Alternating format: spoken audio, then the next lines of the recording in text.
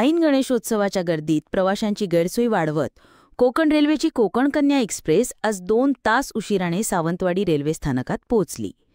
यामुळे शेकडो प्रवाशांना मोठा मनस्ताप सहन करावा लागला. दरम्यान रेल्वे स्थानकावरील बांधकाम अजूनही अपूर्ण आहे.